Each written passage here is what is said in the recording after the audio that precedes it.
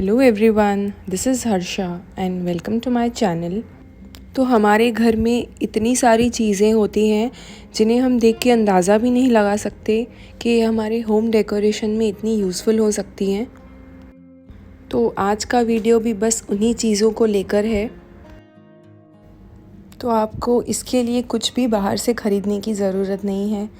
हमें चाहिए बस कुछ एक्रेलिक कलर्स और कबाड़ जो हमारे घर पे मिल ही जाता है। तो ज़्यादा टाइम वेस्ट ना करते हुए चलिए वीडियो को शुरू करते हैं।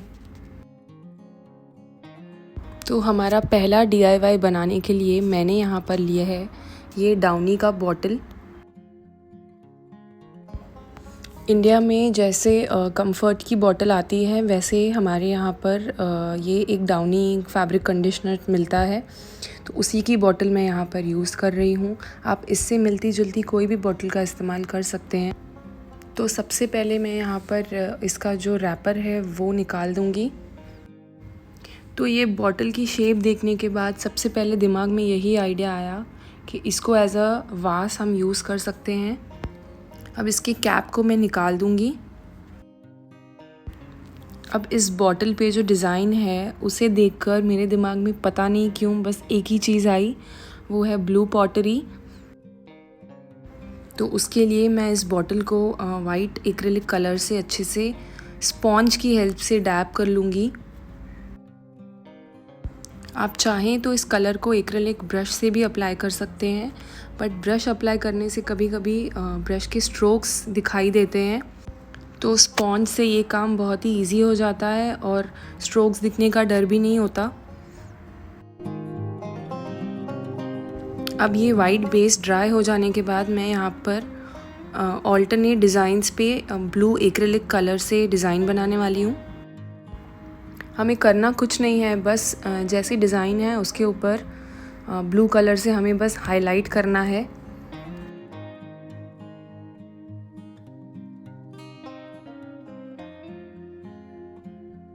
तो अब इस बॉटल को मैंने ब्लू कलर से पेंट कर लिया है। अब मैं यहाँ पर हाईलाइट करने वाली हूँ इस ग्लास कलर के साथ। ये स्टेप कम्प्लीटली ऑप्शनल है। अगर आपके पास ग्लास कलर्स हैं तो उनका यूज़ करिए, अदरवाइज़ ये ऐसे भी बहुत ही सुंदर दिखेगा।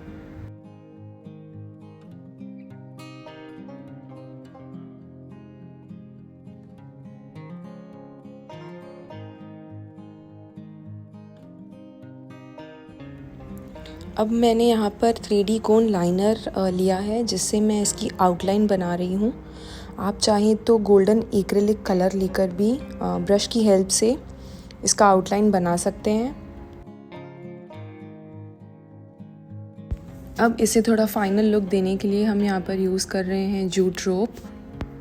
तो ये तैयार है हमारा प्यारा सा वास। तो चलिए देखते हैं इसका फाइनल आउटपुट।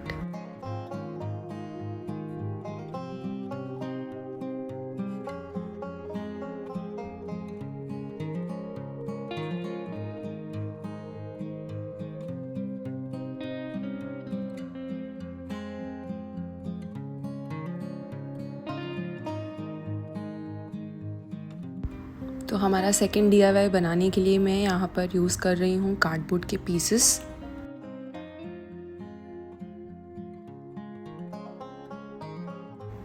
अब इन दोनों कार्डबोर्ड के पीसेस को जॉइन कर लेंगे और इनकी साइड्स कवर करने के लिए मैं यहाँ पर मास्किंग टेप का यूज़ कर रही हूँ।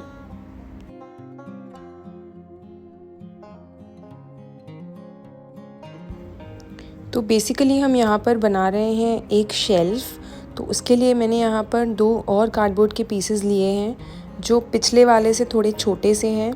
उन दोनों को भी मैं जॉइन करके और मास्किंग टेप से कवर कर लूँगी।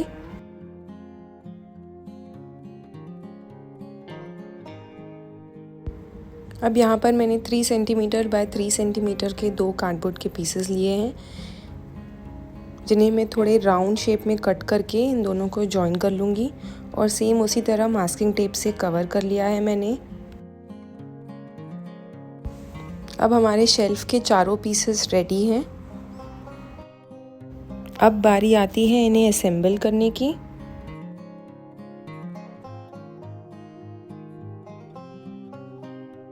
तो ये जो दो नीचे मैंने छोटे से पीसेस लगाए हैं वो बेसिकली सपोर्ट के लिए है।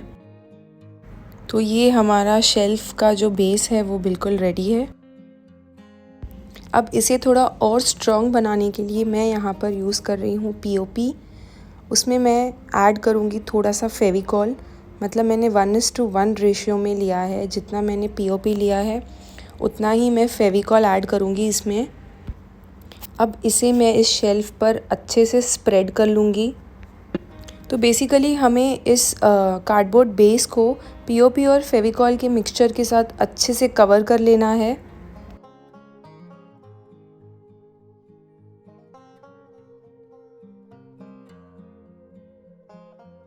अब हमें इसे कम से कम 6 से 8 घंटे के लिए ड्राई होने के लिए छोड़ देना है। अब ये पूरी तरीके से ड्राई हो चुका है।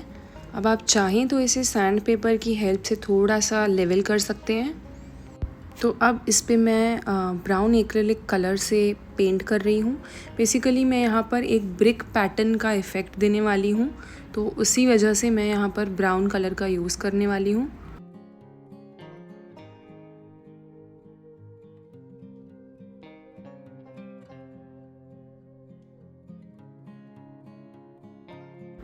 तो ये रेडी हो गया है हमारा शेल्फ।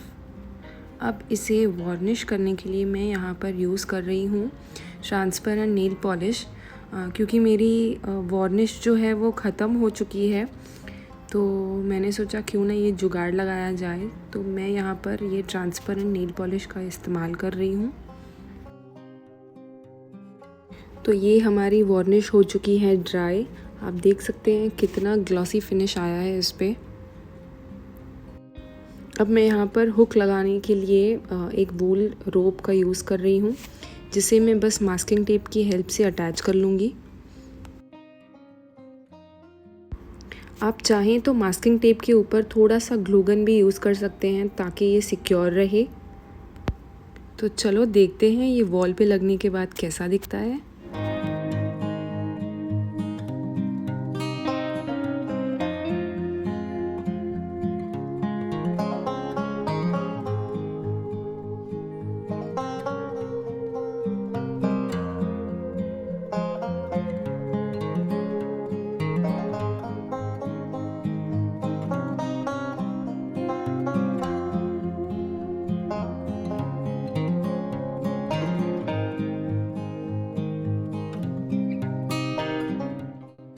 तो हमारा थर्ड एंड फाइनल DIY के लिए मैं यहाँ पर यूज़ कर रही हूँ ये घी का जो हमारा डब्बा आता है ना, उसके ऊपर का जो टिन आता है, जी हाँ मैं उसी का यूज़।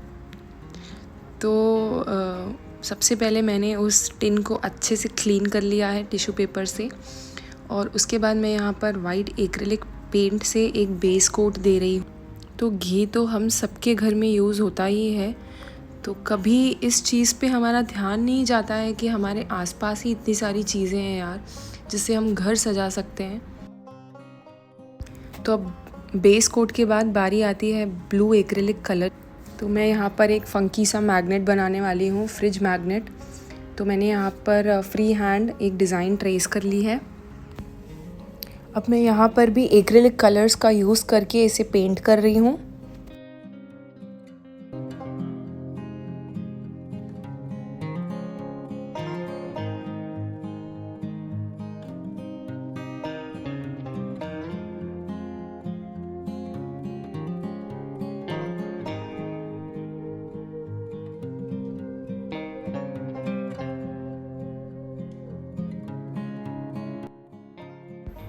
तो जी तैयार है हमारा ये फ्रिज मैग्नेट, और मैं इसे एक टॉप कोट दे रही हूँ हमारी ट्रांसपेरेंट नेल पॉलिश के साथ।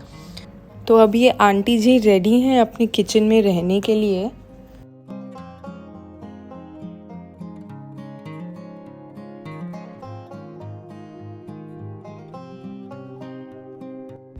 तो गाइज़ होप आप सबको ये मेरा कबाड़ से घर सजाने का आइडिया पसंद आया होगा। अगर पसंद आया हो तो लाइक कर लेना, शेयर कर लेना और सब्सक्राइब तो कर ही लेना। तो मिलते हैं नेक्स्ट वीडियो में, तब तक के लिए बाय एंड हैप्पी क्राफ्टिंग।